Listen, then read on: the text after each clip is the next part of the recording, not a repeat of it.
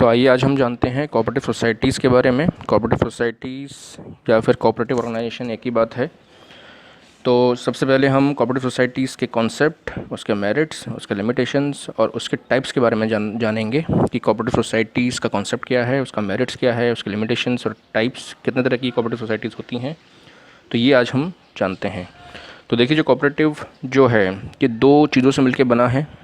इसमें दो वर्ड्स मिलके बना है, एक है को और दूसरा है ऑपरेटिव, यानी कि together with others for a common purpose, यानी कि लोग मिलके एक साथ किसी कॉमन पर्पस के लिए काम करेंगे।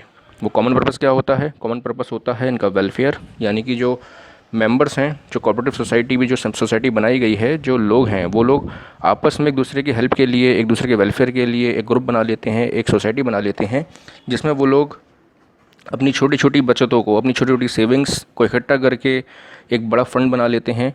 और वो फ़ंड आपस में मेंबर्स को ही हेल्प के लिए उनको लोन के वे में प्रोवाइड किया जाता है, जिसमें वो लोग अपनी ज़रूरतों के लिए, अपनी नीड्स के लिए सोसाइटी से लोन ले लेते हैं और लोन लेके वो अपनी नीड्स को पूरी करते हैं। और बाद में जब उनकी नीड पूरी हो जाती है तो वो पैसा दोबारा से अपने सोसाइटी में जमा कर देते हैं। तो ऐसा, ये तो एक एग्जाम्पल था। ऐसी कोऑपरेटिव सोसाइटी बहुत से छोटे छोटे उद्देश्यों के लिए बनाई जाती है, जिसमें जो लोग एक साथ जो इकट्ठा होते हैं वो अपनी मर्ज़ी से होते हैं।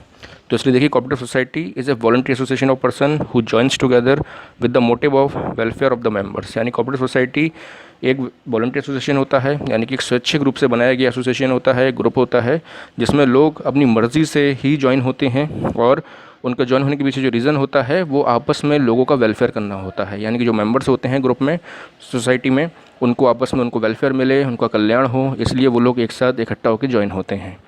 तो इसमें कुछ पॉइंट्स हैं कि ये ऐसा क्यों बनाते हैं, सोसाइटी ऐसे क्यों बनाई जाती है, जिससे कि जो मेंबर्स हैं सोसाइटी के, उन मेंबर्स को जो बीच में जो मिडिलमैन्स आते हैं, तो मिडिलमैन्स जो उनको एक्सप्लॉइट करते हैं, तो वो एक्सप्लॉइटेशन से बचाने के लिए और उनके इकोनॉमिक इंटरेस्ट को प्रोटेक्ट करने के लिए बनाया जाता है, जिससे कि जो मिडिलमैन्स हैं वो ज़्यादा से ज़्यादा प्रॉफिट ना अर्न कर सकें, बहुत ज़्यादा प्रॉफिट ना अर्न करें, और जो मेंबर्स हैं, मेंबर्स को प्रॉपर बेनिफिट्स, प्रॉपर उनको जो वेलफेयर है वो उनको मिलता रहे। तो इसलिए सोसाइटीज़ बनाई जाती हैं। तो दूसरी बात, the cooperative society is compulsory required to be registered under the cooperative societies act 1912।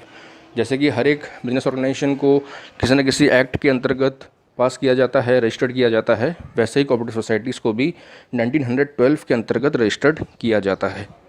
ठीक है, इसको भी रजिस्टर्ड करने का जो एक्ट है वो 1912 है और उसके अकॉर्डिंग ही रजिस्टर्ड होती है। और दूसरा, the process of setting up a cooperative society is simple enough and a most what is required in the consist of at least 10 adult person to form a society. Cooperative society को form करना, उसको start करना बहुत आसान है, बहुत easily process होता है इसको बनाना, और सिर्फ 10 लोगों से एक सोसाइटी स्टार्ट की जा सकती है।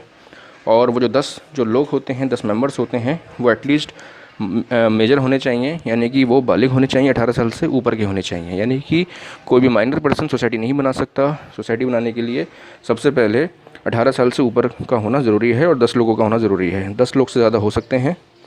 और जो सोसाइटी की जो कैपिटल होती है वो मेंबर्स के द्वारा ही आती है, यानी कि मेंबर्स जो उसमें अपने शेयर्स इशू करते हैं, जितना जितना कंट्रीब्यूट वो लोग करते हैं, उसी के हिसाब से सोसाइटीज़ की कैपिटल आती है। और जो सोसाइटी होती है, रजिस्ट्रेशन होने के बाद सोसाइटी का अपना एक लीगल एक एंटिटी बन जाती है, एक लीगली रजिस्टर्ड हो जाती है, और इसका अपने मेंबरों से एक सेपरेट आइडेंटिटी बन जाती है। यानी कि सोसाइटी का अपना नाम होगा, उसका अपना प्रॉपर्टी होगी, यानी कि हम सोसाइटी के नाम से प्रॉपर्टी को खरीद सकते हैं, बेच सकते हैं, और सोसाइटी के नाम से ही केस फाइल हो सकते हैं। उनके ऊपर भी सोसाइटी भी जो है किसी के ऊपर केस फाइल कर सकती है, और सोसाइटी के ऊपर भी कोई दूसरा केस फाइल कर सकता है। यानी कि उसका अपने मेंबरों से कोई संबंध नहीं है, उसके मेंबर्स का अब कोई रोल नहीं रहेगा। कुछ डेफिनेशंस हम देख लेते हैं इसकी, कि किस किस इकोनॉमिस्ट ने या फिर किस किस ऐसे लोगों ने कॉर्पोरेट सोसाइटीज़ की डेफिनेशंस दी हैं। तो सबसे पहले इसमें जो डेफिनेशन है वो है इंडियन कॉर्पोरेट सोसाइटीज़ एक्ट 1912 की। क्या कहता है इंडियन सोसाइटीज़ एक्ट? तो इसके अकॉर्डिंग देखिए, कॉर्पोरेट सोसाइटी उन व्यक्तियों का एक संगठन होता है जिसके रिसोर्सेज नॉर्मली बहुत लिमिटेड होते हैं और जो डेमोक्रेटिक रूप से कंट्रोल्ड एक बिजनेस ऑर्गेनाइजेशन की स्थापना करने के लिए समान आर्थिक लक्ष्यों को पूरा करने के लिए स्वेच्छा से इकट्ठे होते हैं। इसके लिए जो भी नेसेसरी जो कैपिटल होगी को उचित अनुपात में यानी कि उचित रेशो में कलेक्ट किया जाता है और बिजनेस की जो रिस्क हैं और जो प्रॉफिट्स हैं उसको सही रूप से यानी कि इक्वल रूप से या फिर जो भी रेशोस उन्होंने डिसाइड किया है उस रेशो के हिसाब से बांटने के लिए वो लोग सहमत होते हैं। यानी कि कोऑपरेटिव सोसाइटी में जो मेंबर्स होते हैं वो लोग सब लोग एक साथ जो हैं वॉलंटरी रूप से आते हैं, अपनी ग्रुप बनाते हैं, एसोसिएशन बनाते हैं, जिसके पीछे जो रीज़न रहता है वो ये रहता है कि वो लोग जो रिसोर्सेज जो होंगी, जो कैपिटल उन्होंने कंट्रीब्यूट की है, उससे वो लोग अपनी सोसाइटी को ज़्यादा से ज़्यादा बढ़ा सकें, जिससे कि उनके मेंबर्स का ज़्यादा से ज़्यादा वेलफेयर हो सके और जो है ज़्यादा से ज़्यादा समाज का कल्याण वो कर सकें। तो ये कोऑपरेटिव सोसाइटी 1912 के अकॉर्डिंग है। और दूसरा एक एच कैल्वर्ट ने बताया था अपने हिसाब से, तो उन्होंने जो बताई है वो ये बताई है कि जो कोऑपरेटिव सोसाइटीज़ होती हैं ये एक ऐसा ऑर्गेनाइजेशन होता है जिसमें व्यक्ति इक्वलिटी के आधार पर अपने आर्थिक इंटरेस्ट को यानी कि इकोनॉमिक इंटरेस्ट को बढ़ाने के लिए अपनी मर्ज़ी से भाग लेते हैं। यानी कि cooperative is a form of organization wherein persons voluntarily associate together as human beings on the basis of equality for the promotion of the economic interest for themselves। यानी कि वो लोग अपनी मर्ज़ी से भाग लेते हैं कोऑपरेटिव सोसाइटीज़ में और सोसाइटी को आगे बढ़ाने के लिए, लोगों को वेलफेयर करने के लिए एक साथ मिल के काम करते हैं। यानी कि यहाँ पे कोई ज़ोर ज़बरदस्ती नहीं होती कि आपको ये करना है या नहीं करना है, आपकी मर्ज़ी है, आप करिए, ज्वाइन होना चाहते हैं ज्वाइन होइए, कोई इसमें ज़बरदस्ती नहीं होती है। तो आई होप आपको थोड़ा बहुत समझ में आ गया होगा। अब आगे चलते हैं, कोऑपरेटिव सोसाइटीज़ के फ़ीचर्स समझ लेते हैं कि इसके फ़ीचर्स क्या क्या हैं। तो देखिए, सबसे पहला तो आपको डेफिनेशन से थोड़े बहुत फ़ीचर्स समझ में आ गए होंगे। आप डेफिनेशंस से फ़ीचर्स को बनाना सीख लीजिए। आप डेफिनेशंस को अगर आप ब्रेक कर देंगे, अलग अलग पार्ट्स में स्प्लिट कर देंगे, तो आपकी जो फ़ीचर्स हैं और कैरेक्टरिस्टिक्स आप अपने आप उसमें से बना लेंगे।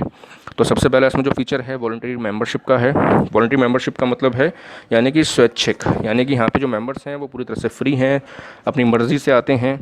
तो ये जो है ये व्यक्तियों का एक ऐसा वॉलंटरी ऑर्गेनाइजेशन होता है यानी कि जिसमें किसी भी व्यक्ति को कोऑपरेटिव सोसाइटी का सदस्य बनने के लिए बाध्य नहीं किया जाता, यानी कि ज़बरदस्ती नहीं है। कोई भी व्यक्ति जब चाहे इसका सदस्य बन सकता है तथा किसी भी समय सूचना देकर, अपनी इन्फॉर्मेशन देकर अपनी मेंबरशिप को छोड़ भी सकता है। ठीक है। और जब वो मेंबरशिप छोड़ता है तो जो भी नियम अनुसार जो मेंबर की जो कैपिटल उसने कंट्रीब्यूट की थी अपने ऑर्गेनाइजेशन में, वो उसको वापस कर दी जाती है।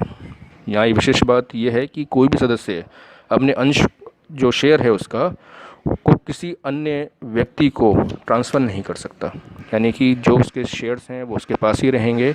अगर वो छोड़ रहा है, मेंबरशिप छोड़ रहा है अपनी सोसाइटी से, तो वो उसका जो पैसा होगा वो उसको वापस कर दिया जाएगा।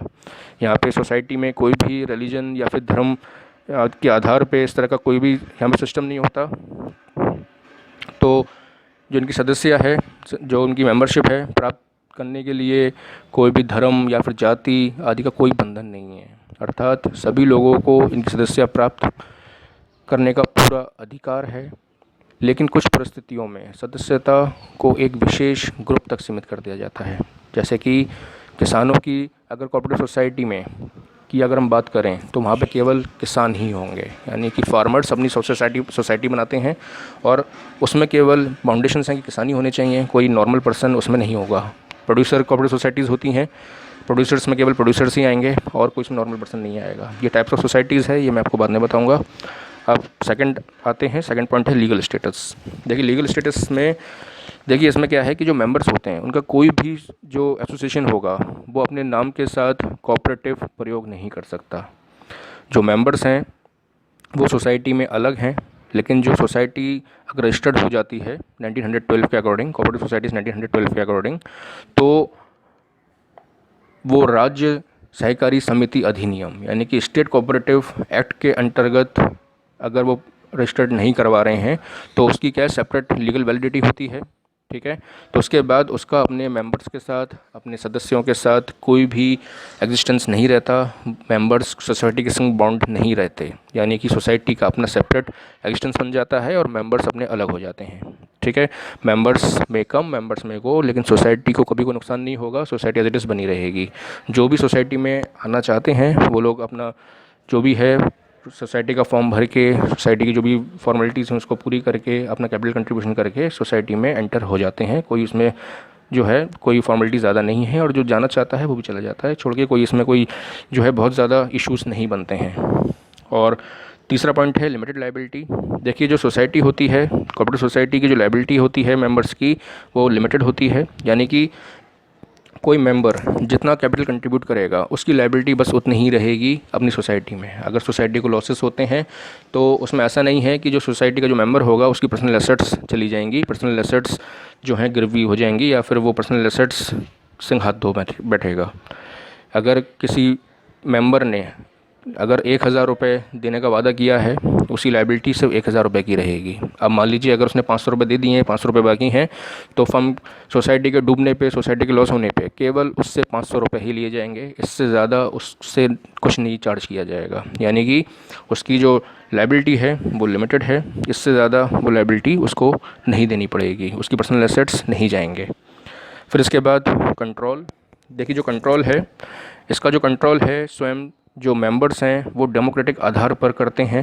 यानी कि इसकी कंट्रोलिंग में एक मैनेजमेंट कमेटी बना दी जाती है, जिसमें जो उसके मेंबर्स हैं वो अपना इलेक्शन करते हैं। यहाँ पे भी इलेक्शन होते हैं, जैसे आपने इलेक्शन देखा होगा हर 5 साल में इलेक्शन होते हैं, वैसे ही यहाँ पे भी हर साल इलेक्शन होते हैं।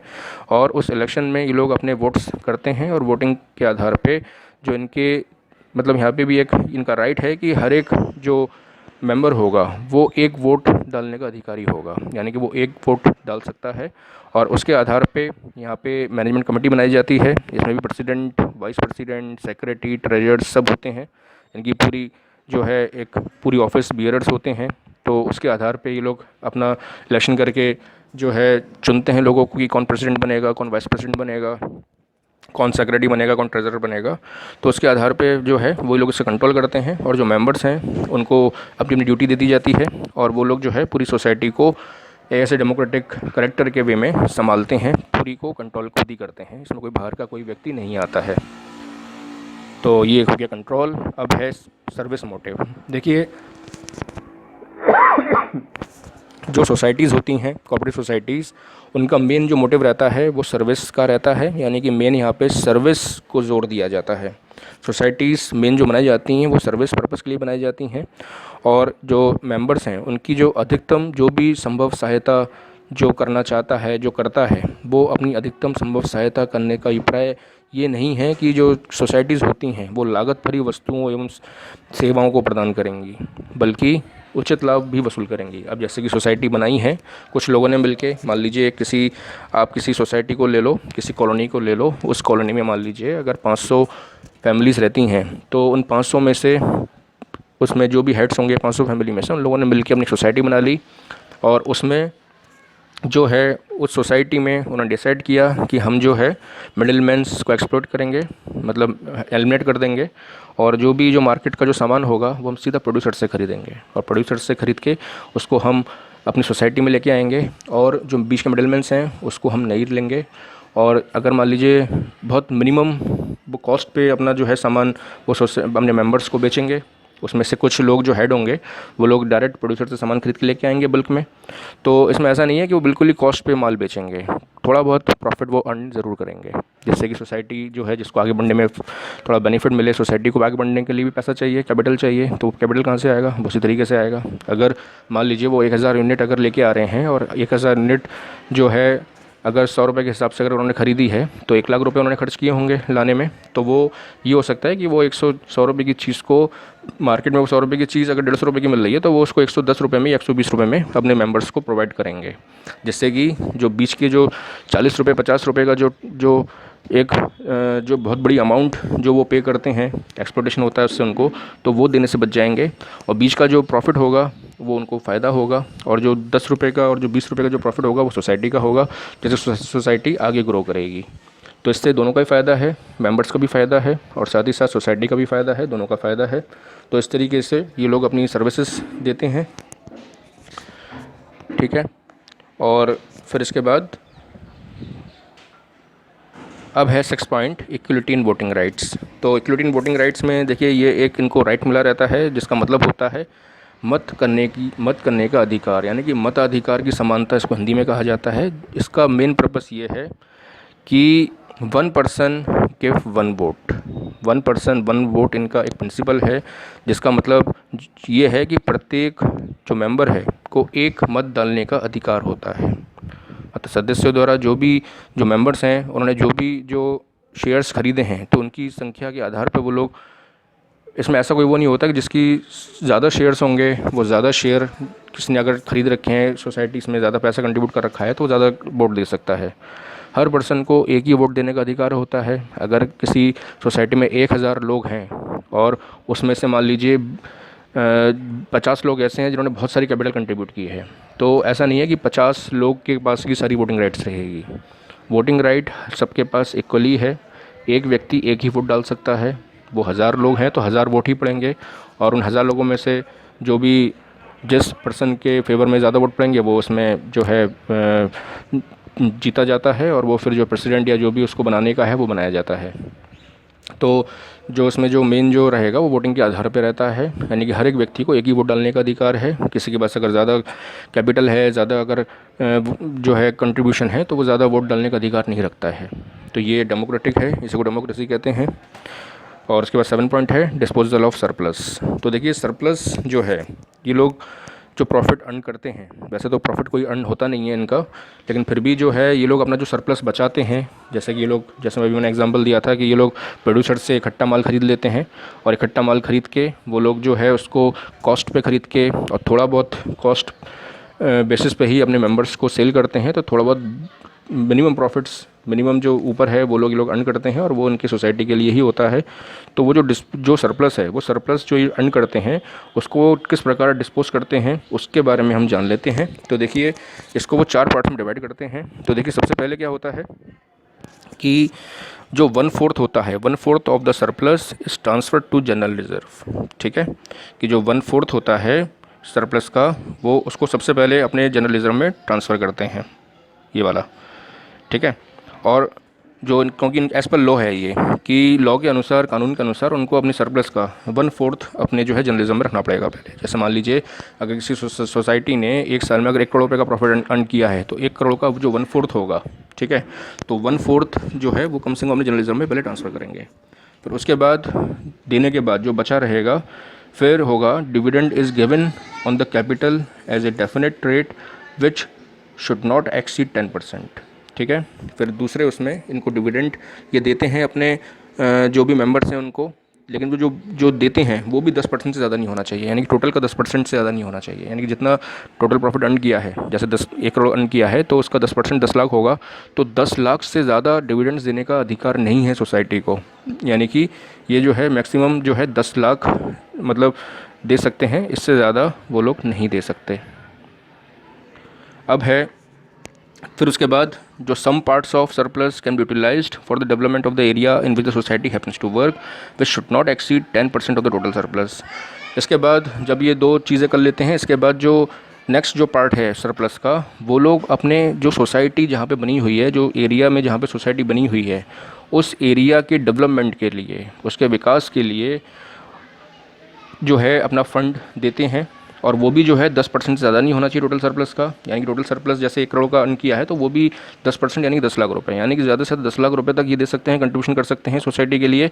10 लाख से ज़्यादा सरप्लस, 10 लाख से ज़्यादा कंट्रीब्यूशन ये सोसाइटी के लिए अपने डेवलपमेंट के लिए नहीं कर सकते। ठीक है, उस एरिया के डेवलपमेंट के लिए नहीं कर सकते।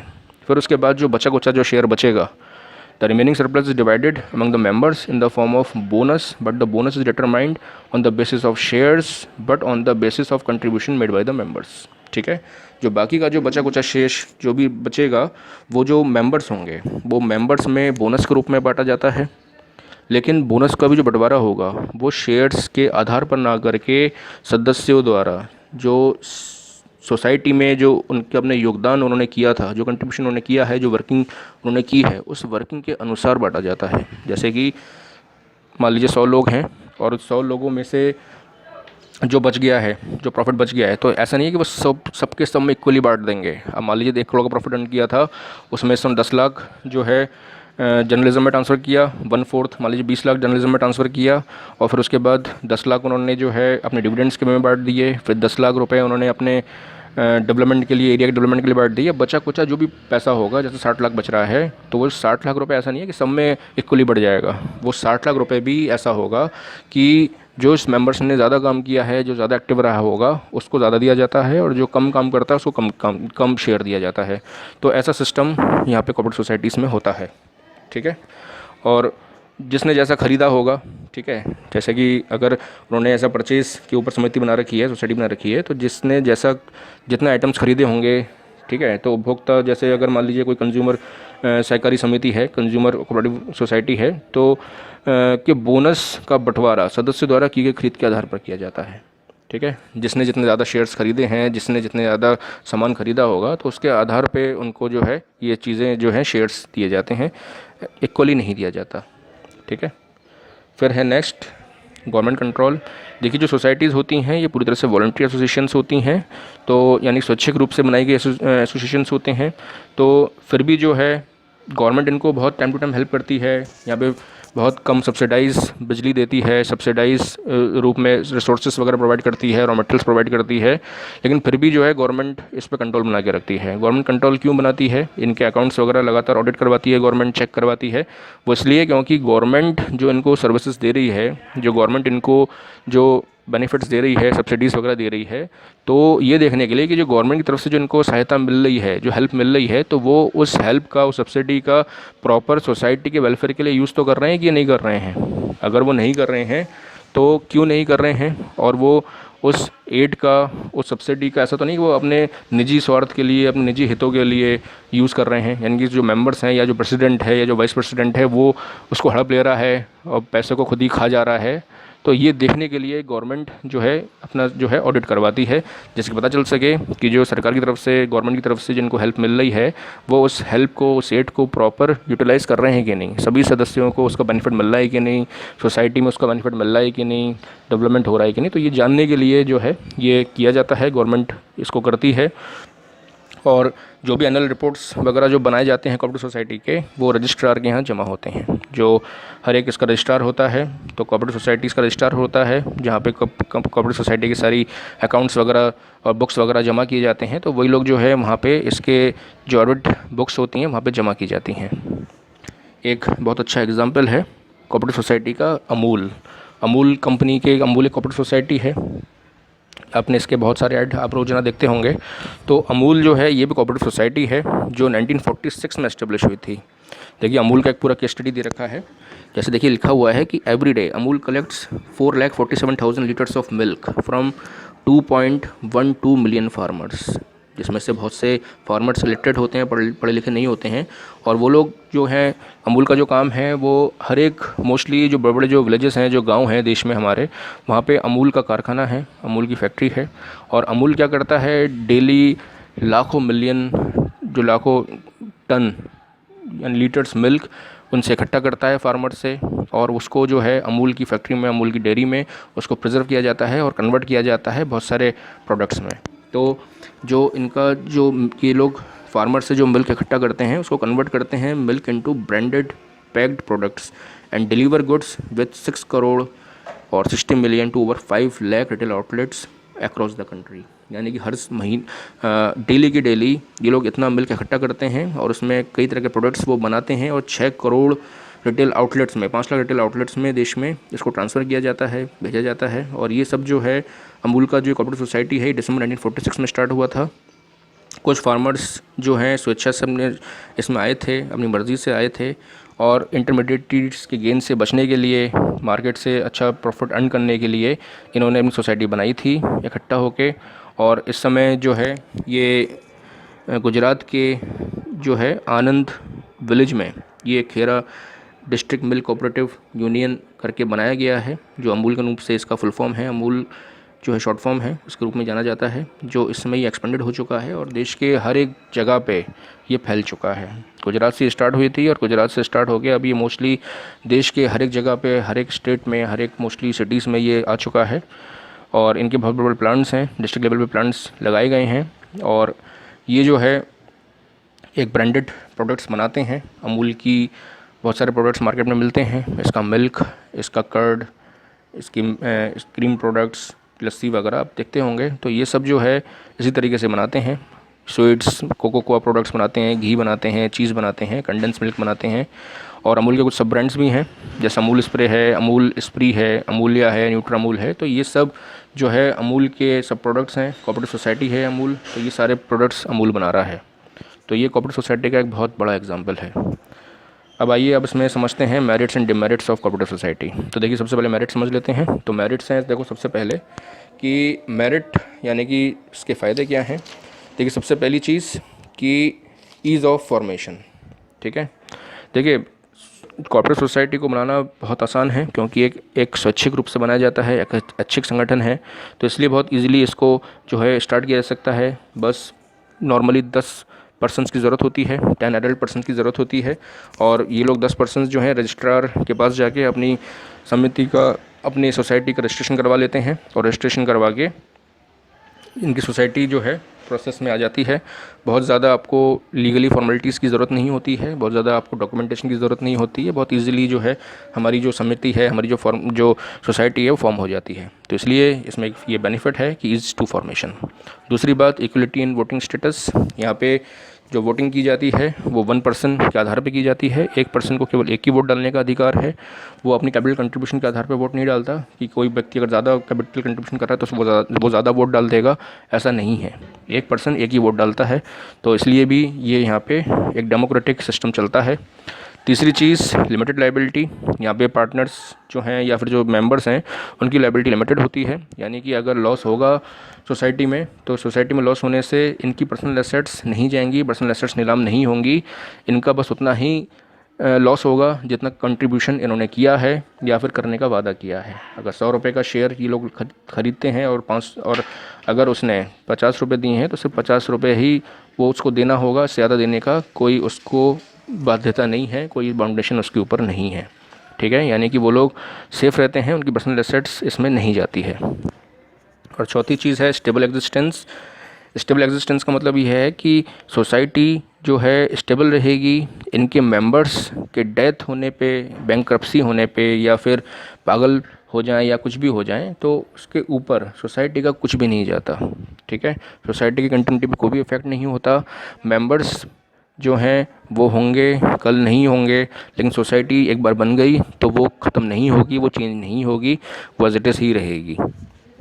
मान लीजिए अगर 1000 लोग मेंबर्स हैं, उसमें से कुछ लोग अगर चले भी जाएं छोड़ के तो सोसाइटी ख़त्म नहीं होगी, सोसाइटी एज इट इज़ चलती रहेगी। जब तक उसमें वर्किंग हो रही है, जब तक उसमें लोग हैं, तब तक सोसाइटी चलती रहेगी। उसमें कोई भी उसको नुकसान नहीं पहुंचेगा, ना ही उसका नाम ख़राब होगा।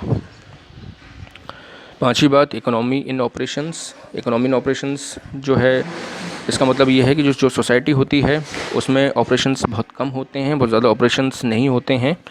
यानी कि इसमें सब लोग मिलके काम करते हैं, सोसाइटी के सभी सदस्य मिलके काम करते हैं। तो और बीच के जो मिडल मैन उनको एलिमिनेट किया जाता है। इसमें मेन पर्पस सोसाइटी बनाने का पीछे रीज़न यही है कि बीच के मिडल मैन को एलिमिनेट किया जाए। तो इससे क्या होता है, जो सामान होता है, जो गुड्स वगैरह होते हैं, उसकी कॉस्ट बहुत कम हो जाती है। और वो कॉस्ट कम होने का बेनिफिट जो सदस्य हैं वो लोग उठाते हैं, और वो लोग जो है उससे ईज़िली मतलब उनको कम पड़ जाती है कॉस्ट। तो सोसाइटी को भी फ़ायदा है और मेंबर्स को भी फ़ायदा है, दोनों का ही फ़ायदा चलता रहता है इसमें। तो इसलिए इसके ऑपरेशंस बहुत इकोनॉमिकल होते हैं, ज़्यादा खर्चा नहीं आता ये। और फिर 6 पॉइंट, सपोर्ट फ्रॉम गवर्नमेंट। यहाँ पे गवर्नमेंट से सपोर्ट मिलता है, गवर्नमेंट अपने फंड्स प्रोवाइड करता है सोसाइटी को, एड्स वगैरह प्रोवाइड करता है, ठीक है। सरकार जो है टाइम टू टाइम अपना ग्रांट्स भेजता है और बहुत आसान शर्तों पर लोन देता है इनकी सहायता करने के लिए, क्योंकि जो सोसाइटी है उसका जो उद्देश्य है गरीब लोगों का विकास करना है। तो इसलिए सरकार इनके प्रति बहुत जो है लिबरल रहती है, बहुत उदार रहती है। इनके सभी एक्टिविटीज़ को बहुत सरकार प्रमोट करती है, गवर्नमेंट प्रमोट करती है। जैसे आप एग्जांपल्स देख लेते होंगे, जैसे एनजीओ वगैरह हैं, तो जो एनजीओ वगैरह हैं ये सब इसी के एग्जांपल्स हैं। तो गवर्नमेंट की तरफ से एनजीओ को बहुत सारे फंड्स मिलते हैं, एड्स मिलते हैं, और उसी से जो है ये सब सोसाइटीज़ जो हैं प्रमोट होती हैं। तो ये एक फ़ायदा है सोसाइटीज़ को कि गवर्नमेंट का प्रोटेक्शन मिलता है, गवर्नमेंट की हेल्प मिलती है। अब आइए इसके कुछ लिमिटेशंस देख लेते हैं। लिमिटेशंस में सबसे पहला है लिमिटेड रिसोर्सेज। तो देखिए ये एक ड्रॉबैक है सोसाइटीज़ का कि यहाँ पे जो रिसोर्सेज हैं बहुत लिमिटेड होते हैं। रिसोर्सेज बहुत ज़्यादा नहीं हो सकते क्योंकि इसके पीछे रीज़न ये है कि यहाँ पे जो सदस्य हैं, जो मेंबर्स हैं, वो अपनी लिमिटेड कंट्रीब्यूशन में ही पैसा लगाते हैं, कैपिटल लगाते हैं। तो जितना पैसा वो लोग लगाएंगे, जितने मेंबर्स अपने कैपिटल कंट्रीब्यूट करेंगे, तो जो सोसाइटी होगी उसके पास कैपिटल बस उतनी ही रहेगी। वो अपनी कैपिटल को बढ़ा नहीं सकता। उनके पास बहुत ज़्यादा साधन नहीं होते अपनी कैपिटल को बढ़ाने के। वो केवल अपने मेंबर्स के ऊपर बेस्ड होते हैं। जितना मेंबर्स उसमें पैसा लगा देंगे उसी के आधार पे ही जो है उनकी कैपिटल हो सकती है। और low rate of dividend offer to the investment to the act as deterrent to and attracting membership of more capital from the members. एक ये भी इसमें एक नुकसान है कि जो सोसाइटीज़ होती हैं वो बहुत ज़्यादा डिविडेंड्स या बहुत ज़्यादा रिटर्न्स अपने मेंबर्स को नहीं दे पाती, क्योंकि ये एक वेलफेयर ओरिएंटेड सोसाइटीज़ मानी जाती हैं, वेलफेयर के लिए काम करती हैं। तो इसलिए वेलफेयर की वजह से कि लोग जो हैं, जो सोसाइटीज़ हैं, वो रिटर्न्स नहीं दे पाने की वजह से बहुत ज़्यादा मेंबर्स इनकी तरफ अट्रैक्ट भी नहीं होते। यानी कि मेंबर्स ज़्यादा नहीं पैसा इन्वेस्ट करना चाहते इन सोसाइटीज़ में, बहुत ज़्यादा लोग इनके संग जुड़ना नहीं चाहते, और जिस वजह से जो सोसाइटीज़ हैं बहुत ज़्यादा इंक्रीज़ नहीं कर पाती, ग्रो नहीं कर पाती। और दूसरी बात, इनएफिशिएंसी इन मैनेजमेंट। देखिए जो सोसाइटीज़ होती हैं यहाँ पे मैनेजमेंट बहुत इनएफिशिएंट रहता है। इनएफिशिएंट का मतलब क्या है? The members who offer honorary services on a voluntary basis are generally not professionally equipped to handle the management functions effectively. यानी कि क्योंकि यहाँ पे जो सोसाइटीज़ होती हैं, सोसाइटीज़ में जो लोग होते हैं, जो मेंबर्स होते हैं, वो लोग सब लोग एक क्या होते हैं, सब वॉलंटरी होते हैं, यानी कि स्वैच्छिक रूप से ज्वाइन होते हैं सोसाइटीज़ में, और कोई भी ज़्यादा प्रोफेशनल नहीं होता। सिर्फ अपनी मर्ज़ी से ज्वाइन तो हो जाते हैं, लेकिन उनको काम करने का ढंग नहीं आता है इतना कि किस प्रकार कैपिटल कंट्रीब्यूट हो सकती है, किस प्रकार अपने फंड्स का बेस्ट यूटिलाइज़ कर सकते हैं। क्योंकि ये सब जो है फंड्स का बेस्ट यूटिलाइज़ करना, वर्किंग करना, एक्सपर्टाइज सर्विसेज देना, ये सब प्रोफेशनल्स करते हैं, प्रोफेशनल कर सकते हैं। तो और ये लोग इतने प्रोफेशनल्स होते नहीं हैं, और प्रोफेशनल ना हो पाने की वजह से सोसाइटी बहुत ज़्यादा इंक्रीज़ नहीं कर पाती, और सोसाइटी के पास खुद भी इतना रिसोर्सेज नहीं होता, खुद भी इतना पैसा नहीं होता कि वो लोग एक्सपर्ट्स को अपने यहाँ पे एम्प्लॉय कर सकें। एक्सपर्ट्स, जो एक्सपर्ट मैनेजर्स होते हैं, एक्सपर्ट इंजीनियर्स होते हैं, या फिर एक्सपर्ट ऐसे एम्प्लॉयज़, उनको ये लोग जो है एम्प्लॉय नहीं कर पाते। और उनकी बहुत ज़्यादा जो, क्योंकि वो लोग सैलरी बहुत ज़्यादा डिमांड करते हैं, अपना चार्जेस बहुत ज़्यादा डिमांड करते हैं, तो वो सब ये नहीं दे पाते। और जिस वजह से क्या होता है कि जो मैनेजमेंट है यहाँ का बहुत इनएफिशिएंट चलता है। ठीक है। और तीसरी बात, lack of secrecy. Lack of secrecy का मतलब है कि यहाँ पे जो इन्फॉर्मेशंस हैं सीक्रेट नहीं रहती, क्योंकि यहाँ पे जो मेंबर्स हैं, सोसाइटी में जितने ही मेंबर्स हैं, सबको इक्वल वोट करने का अधिकार है। तो हर कोई यही जानना चाहता है कि भाई सोसाइटी में क्या चल रहा है, मेरा जो कैपिटल जो मैंने कंट्रीब्यूट किया है वो सेफ़ है कि नहीं। तो जो भी ज़रूरी गतिविधियाँ होंगी वो सब लोग एक साथ मिलकर डिस्कशन करते हैं, एक साथ सब जान जाते हैं, और वो लोग जो हैं वो बाहर भी ये सब बातें लीक कर देते हैं। तो इसलिए सोसाइटीज़ में बातें सीक्रेट नहीं रहती, लैक ऑफ सीक्रेसी रहती है। ओपन डिस्कशंस वगैरह होते हैं, मीटिंग्स वगैरह सब बहुत ओपन होती हैं। तो इसलिए यहाँ पे बातों को ईज़िली डिस्क्लोज़ हो जाती हैं, और बहुत मुश्किल होता है मेंटेन करना सीक्रेसी। तो ये एक, इनके ऑपरेशंस वगैरह जो हैं बहुत ईज़िली बाहर लीक हो जाते हैं। सोसाइटी में क्या होगा नहीं होगा सब लोग पहले से ही पता चल जाता है लोगों को। तो ये एक ड्रॉबैक है यहाँ पे कि यहाँ पे सीक्रेट नहीं रहती बातें। और चौथी बात गवर्नमेंट कंट्रोल की है। देखिए गवर्नमेंट कंट्रोल एक फ़ायदा भी है और एक यहाँ पे नुकसान भी आ गया है। पहले सपोर्ट फ्रॉम गवर्नमेंट आपने मेरिट में पढ़ा था, अब यहाँ पे डिमेरिट में भी आ रहा है। तो इसके पीछे देखो रीज़न ये है कि क्योंकि गवर्नमेंट जो है इन सोसाइटीज़ की हेल्प करती है, अपना सब्सिडाइज रेट पे लोन देती है, अपना जो है टैक्स पे कंसेशन देती है, सब्सिडाइज रेट पे इलेक्ट्रिसिटी वगैरह प्रोवाइड करती है।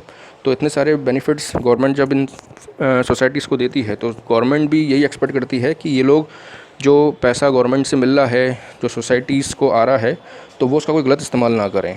ठीक है, यानी कि गवर्नमेंट उनके अकाउंट्स वगैरह चेक करने के लिए बार बार ऑडिट करवाती है। ठीक है, और ऑडिट जब होता है तो सारे जो भी कुछ हैं वो सब उनके बाहर आ जाते हैं। ठीक है, सब जो भी कुछ उनके अकाउंट्स वगैरह है सब कुछ बाहर आ जाता है, जिससे कि ये पता चल सके कि जो यहाँ पे जो मेंबर्स हैं, जो सदस्य हैं, वो लोग गवर्नमेंट के बेनिफिट्स का कोई अपनी तरफ से निजी हित में तो प्रयोग नहीं कर रहे। यानी कि गवर्नमेंट एड भेज रही है लाखों में, और वो लाखों रुपए खुद ही हजम कर जा रहे हैं, खुद ही डकार जा रहे हैं, और जो सोसाइटी को जो बेनिफिट देना चाहिए, जो एरिया को बेनिफिट देना चाहिए, जो वेलफेयर करना चाहिए, वो वेलफेयर वो कर नहीं रहे हैं। तो ये सब जांचने के लिए, सब जानने के लिए गवर्नमेंट लगातार इनके अकाउंट्स को जो है ऑडिट करवाती है। और इस ऑडिट की वजह से जो मेंबर्स हैं इनके सोसाइटी के, जो प्रेसिडेंट है, वाइस प्रेसिडेंट है, सेक्रेटरी हैं, वो कभी भी यहाँ पे फ्री नहीं हो पाते।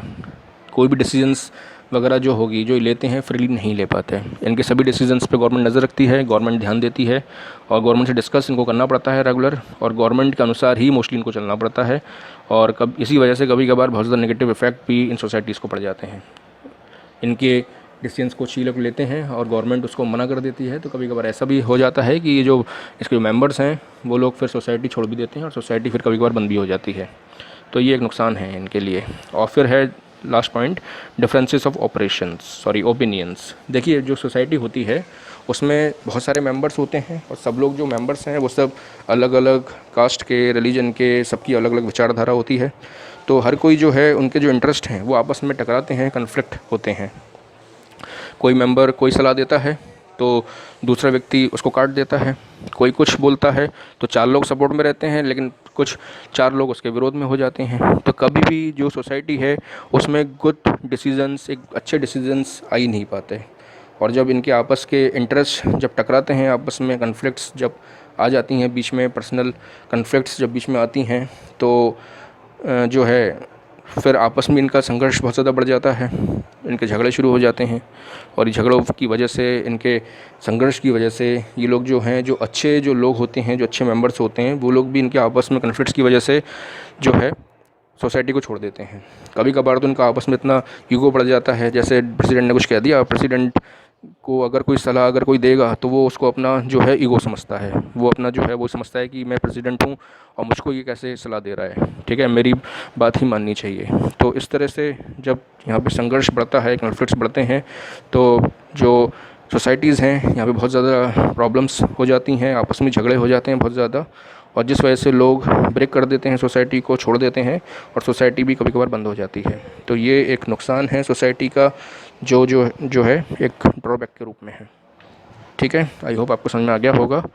अब इसमें लास्ट पॉइंट है फॉर्मेशन और रजिस्ट्रेशन ऑफ कोऑपरेटिव सोसाइटीज़, कि सोसाइटी को रजिस्ट्रेशन कैसे किया जाता है, कैसे उसको फॉर्म किया जाता है, आइए उसका प्रोसेस हम समझ लेते हैं। तो देखिए जो फॉर्मेशन है रजिस्ट्रेशन का वो 1912 के अकॉर्डिंग किया जाता है, कोऑपरेटिव सोसाइटीज़ एक्ट 1912 के अकॉर्डिंग। और कुछ स्टेट्स हैं, स्टेट वाइज कोऑपरेटिव का अपना खुद का भी एक्ट होता है, जैसे कि वेस्ट बंगाल, बिहार, उड़ीसा, महाराष्ट्र, तमिलनाडु, इनके अपने खुद के भी सोसाइटी एक्ट होते हैं। ठीक है, तो हर एक स्टेट का अपना एक रजिस्ट्रार होता है कोऑपरेटिव सोसाइटीज़ का, और जो उसी के अकॉर्डिंग कोऑपरेटिव सोसाइटी को एस्टेब्लिश किया जाता है। वहाँ पर हमें रजिस्ट्रार के यहाँ कोऑपरेटिव सोसाइटीज़ से रिलेटेड जो भी डॉक्यूमेंट्स हैं वो डॉक्यूमेंटेशन वहाँ पे जमा करनी पड़ती है, एप्लीकेशन जमा करनी पड़ती है। और उसके बाद जो एप्लीकेशन होता है उस एप्लीकेशन में ये कुछ पॉइंट्स हैं जो इन मेंबर्स को करना पड़ता है, भरना पड़ता है। तो सबसे पहले अगर आप सोसाइटी खोलना चाहेंगे तो सबसे पहले आपको अपनी सोसाइटी का एक प्रपोज नेम देना पड़ेगा कि आप अपनी सोसाइटी का क्या नाम रखना चाहते हैं, वो सोसाइटी के यहाँ जमा करना पड़ेगा। उसके साथ साथ जो आपकी सोसाइटी होगी उसका ऑब्जेक्टिव क्या रहेगा, किस उद्देश्य के लिए सोसाइटी बना रहे हैं, ठीक है, तो वो आपको उसमें लिखना पड़ेगा। आपकी डिटेल्स होंगी शेयर कैपिटल की, आप कितना, जो मेंबर्स हैं वो कितना कितना पैसा शेयर कर रहे हैं, कितना कितना जो है उसमें पैसा सबमिट कर रहे हैं, तो उसकी डिटेल्स आपको उसमें लिखनी होंगी। और जो मेंबर्स होंगे आपकी सोसाइटी के, उनकी राइट्स, उनकी ड्यूटीज़, उनकी रिस्पॉन्सिबिलिटीज़, सब के बारे में उसमें आपको लिखना होगा अपने फॉर्म में, उनकी क्या क्या राइट्स, रिस्पॉन्सिबिलिटीज़, ड्यूटीज़ हैं। और जो मेंबर अगर कोई सोसाइटी में एडमिट होना चाहता है, आना चाहता है, तो उसको आने के क्या मेथड्स रहेंगे, क्या रूल्स रहेंगे, वो सब उसमें उल्लेख होना चाहिए। और जो मेंबर्स हैं, मिनिमम 10 मेंबर्स का नेम और एड्रेस आपको फॉर्म्स में लिखना होगा। और सोसाइटी के आपके क्या रूल्स रेगुलेशंस आप रखेंगे, तो वो सब आपको अपने उसमें देना पड़ेगा रजिस्ट्रेशन के वक्त। रजिस्ट्रेशन जब होता है तो उसमें से वोटिंग की जाती है, और उसमें से 4 लोग ऐसे होते हैं जो मेन उसका ऑफिस बेयरर्स के रूप में काम करते हैं, जिसमें सबसे पहला होता है प्रेसिडेंट, और फिर वाइस प्रेसिडेंट, और फिर सेक्रेटरी, और फिर उसके बाद ट्रेजरर। ये सभी जो लोग हैं ये 2-2 साल के टाइम पीरियड के लिए चुने जाते हैं, और 2 साल बाद दोबारा इलेक्शन होते हैं, और फिर से इनका जो है दोबारा से इलेक्शन किया जाता है। तो इस तरीके से सोसाइटी चलती है। अब जो है हम जान लेते हैं आइए कुछ सोसाइटीज़ के बारे में, कोऑपरेटिव सोसाइटीज़ के बारे में, टाइप्स ऑफ कोऑपरेटिव सोसाइटीज़। तो इसमें जो है देखिए सबसे पहले कंज्यूमर कोऑपरेटिव सोसाइटी है। तो कंज्यूमर कोऑपरेटिव सोसाइटी जो बनाई जाती है वो कंज्यूमर्स के लिए बनाई जाती है, जिससे उनका जो पीछे जो उनको बनाने के पीछे जो मेन रीज़न ये रहता है कि जो कंज्यूमर्स हैं, जो व्यापारी एवं जो दलाल हैं, उनके शोषण से छुटकारा पाने के लिए ये सोसाइटीज़ बनाई जाती हैं, जिससे कि उनसे जो है बचे जा सकें, उनके लिए बनाई जाती है। और इसका जो ऑब्जेक्ट है वो ऑब्जेक्ट ये है कि जो मिडिल मैन्स होते हैं, मिडिल मैन्स को एलिमिनेट करना, और जिससे कि जो गुड्स एंड जो सर्विसेज हैं उनकी जो सप्लाई है वो लगातार इनको मिलती रहे, बीच में कहीं ब्रेक ना हो, बीच में कहीं रुक ना जाए, और अच्छी क्वालिटी का माल इनको उपलब्ध कराना, इनको प्रोवाइड कराना, ये मेन पर्पस इनका रहता है कंज्यूमर कोऑपरेटिव सोसाइटीज़ को बनाने के पीछे। और जो बेसिक फंक्शंस हैं वो ये हैं कि जो थोक विक्रेता होते हैं अथवा जो ऐसे प्रोड्यूसर जो बड़ी मात्रा में माल खरीदते हैं उसके लिए बनाई जाती है, और सदस्यों को उचित माल की बिक्री करना, जो मेंबर्स हैं सोसाइटी के तो उनको सही माल मिल सके, अच्छी क्वालिटी का माल मिल सके, उसके लिए सोसाइटी बनाई जाती है। कुछ विशेषताएं और हैं इसकी, फीचर्स देख लीजिए कि नॉन मेंबर्स भी इसमें माल खरीद कर सकते हैं, लेकिन उनको उसकी पर्ची बनानी पड़ेगी और उसके बाद ही वो खरीद सकते हैं। और माल की कमी की स्थिति में सदस्यों को परचेज़ में प्राथमिकता दी जाती है। अगर मान लीजिए आपने सोसाइटी बनाई है और सोसाइटी में अगर माल कम हो जाता है तो कम होने के केसेस में जो सोसाइटी के वास्तविक मेंबर्स हैं उन्हीं को ही माल जो है खरीदने का अधिकार होगा, बाहर के लोगों को खरीदने का अधिकार नहीं होगा। और जो है तीसरी बात, कभी कभी सदस्यों को विशेष छूट भी दी जाती है, स्पेशल डिस्काउंट्स दी जाते हैं, जैसे होली, दिवाली है या कोई त्यौहार है तो उस समय मेंबर्स को 10%, 20%, 30% तक की छूट दी जाती है। और चौथी बात, जो मेंबर्स हैं उनको कैपिटल के हिसाब से, कैपिटल के रेशो में डिविडेंड्स और परचेज़ जो उन्होंने किया होगा, अपना जो गुड्स उन्होंने परचेज़ किया होगा तो उसके अकॉर्डिंग, उस रेशो के अकॉर्डिंग उनको बोनस भी दिया जाता है। तो ये जो है ये कंज्यूमर कोऑपरेटिव सोसाइटी है। आई होप आपको समझ में आ गया होगा। अब चलते हैं दूसरा, प्रोड्यूसर्स कोऑपरेटिव सोसाइटी। तो कि प्रोड्यूसर्स कोऑपरेटिव सोसाइटी जो है वो बनाया जाता है छोटे जो प्रोड्यूसर्स होते हैं उनके लिए। जो छोटे प्रोड्यूसर्स हैं जो अपने उत्पादन सामग्री की प्राप्ति व प्रोडक्शन की बिक्री में अगर कठिनाई वो महसूस अगर करते हैं तो उनके लिए बनाई जाती है, जिससे कि जो छोटे व्यापारी हैं, जो बड़े व्यापारी की वजह से वो बिज़नेस नहीं कर पाते और उनका बिज़नेस जो है रुक जाता है बीच में, या फिर लॉसेस उनको होते हैं, प्रॉफिट्स नहीं कर पाते, तो उनसे बचाने के लिए ये प्रोड्यूसर्स कोऑपरेटिव सोसाइटी बनाई जाती है।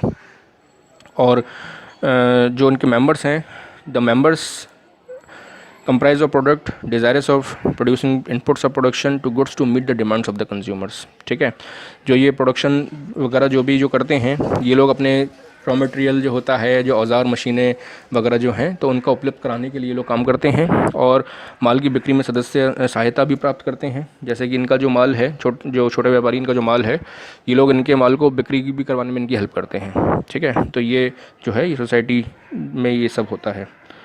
और जो मेन जो एम इनका ये रहता है कि the society aims to eliminate middle man and improve the society aims to fight against the big capitalist and enhance the bargaining power of small producers. यानी कि सोसाइटी जो है इसका मेन एम ये रहता है कि वो जो बड़े बड़े जो कैपिटलिस्ट होते हैं, जो बड़े बड़े उत्पादकता होते हैं, उनसे ये लोग उनको बचाया जा सके और इनके बिज़नेस को भी प्रमोट किया जा सके। ठीक है, जिससे कि जो बड़े जो व्यापारी होते हैं वो छोटे व्यापारियों को नहीं चलने देते, उनको ख़त्म कर देते हैं, तो उनसे बचाया जा सके और इनको भी जो है सर्वाइव करने का मौका दिया जाए। और फंक्शनिंग जो होती है इनकी, it supplies raw material, equipment and other inputs to the members and also buys their output for sale. Profit among the members are generally distributed on the basis of their contribution to the total pool of goods produced और sold by the society. ठीक है, कि ये लोग जो हैं इनका जो मेन जो एम रहता है वो ये रहता है कि ये लोग बड़ी मात्रा में सामान खरीदते हैं, छोटे व्यापारी मतलब इनको हेल्प करते हैं खरीदवाने में, और उनको फिर थोड़ा ऊंचे रेट पे ये लोग अपने कस्टमर्स को सेल करवाते हैं, जिससे कि इनका सर्वाइवल हो सके ढंग से और ये लोग भी अपना जो है एक उचित प्रॉफिट ये लोग भी अर्न कर सकें। ठीक, प्रोड्यूसर्स का हो गया। अब है मार्केटिंग कोऑपरेटिव सोसाइटीज़। तो जो मार्केटिंग कोऑपरेटिव सोसाइटीज़ हैं ये वो सोसाइटीज़ होती हैं जो स्मॉल प्रोड्यूसर्स को अपने प्रोडक्ट को सेल करने की हेल्प करने के लिए बनाए जाते हैं। यानी जो छोटे व्यापारी जो होते हैं, जो छोटे शॉपकीपर्स, छोटे दुकानदार, उनका प्रोडक्ट मार्केट में इजीली बिक सके तो उसके लिए सोसाइटीज़ बनाई जाती हैं। और जो मेंबर्स होते हैं इसके consist of producers who wish to obtain reasonable prices for their output. यानी कि जो मेंबर्स होते हैं इस प्रोड्यूसर्स कोऑपरेटिव सोसाइटी के, तो वो रीजनेबल प्राइसेस पे उनके प्रोडक्ट जो हैं ये खरीद सकें, यानी कि जो बीच के जो दलाल हैं वो हटाए जा सकें और वो लोग अपने प्रोडक्ट को ख़रीद के मार्केट में बेच सकें, उनके लिए ये बनाई जाती है। और इस सोसाइटी का जो मेन एम है, aim to eliminate middle man and improve competitive positions of its members by securing a favourable market for the products. यानी कि सोसाइटी का मेन एम ये रहता है कि मिडिल मैन्स को एलिमिनेट किया जाए और कॉम्पिटिटिव जो पोजीशन है मार्केट में उसको इम्प्रूव किया जाए, जिससे कि जो मेंबर्स हैं सोसाइटी के वो जो हैं ज़्यादा से ज़्यादा जो है एक फेवरेबल मार्केट पा सकें और उनका प्रोडक्ट भी मार्केट में इजीली सेल आउट हो सके। तो इसके लिए ये सोसाइटी बनाई जाती है। फंक्शनिंग की अगर हम बात करें तो ये जो है it pools the output of individual members and performs marketing functions like transportations, warehousing, packaging etcetera to sell the output at best possible price. Profits distributed according to each member contribution to the pool of output.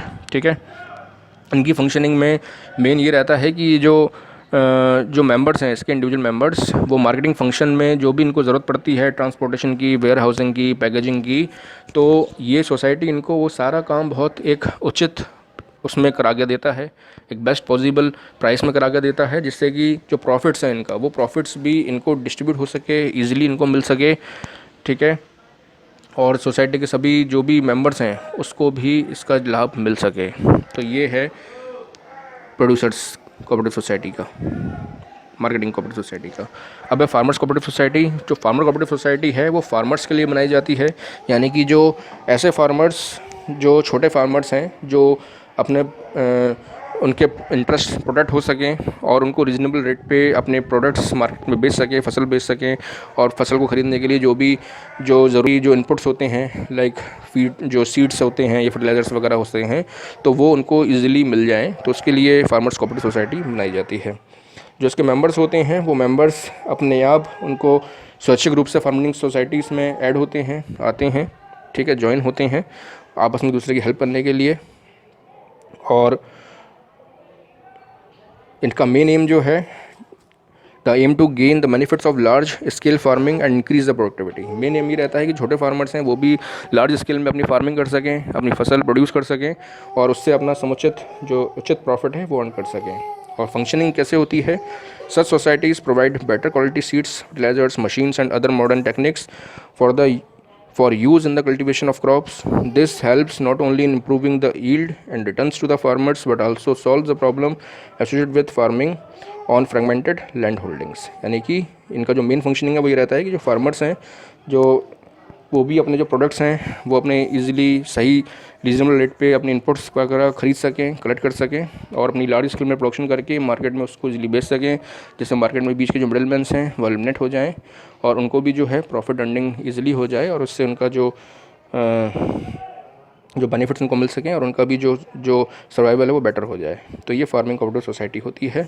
फिर है next credit cooperative society. Credit cooperative society credits के लिए बनाई जाती है, यानी कि ऐसे लोग जिनको लोन की ज़रूरत होती है, क्रेडिट की ज़रूरत होती है और उनको क्रेडिट ईजिली जब नहीं मिलता तो वो बैंकों में चक्कर लगा के परेशान हो जाते हैं। तब वो लोग आपस में कुछ लोग मिल के एक क्रेडिट सोसाइटी बना लेते हैं और क्रेडिट कोऑपरेटिव सोसाइटी जो है वो एस्टेब्लिश की जाती है ईजी क्रेडिट रीजनेबल टर्म्स में अपने मेंबर्स को देने के लिए। यानी कि कुछ लोग मिल के एक सोसाइटी बना लेते हैं जिसमें वो लोग आपस में पैसा इकट्ठा कर लेते हैं और पैसा इकट्ठा करके जब भी ज़रूरत होती है किसी को फंड्स की, उनको ये लोग फंड्स प्रोवाइड करते हैं रीजनेबल रेट पे।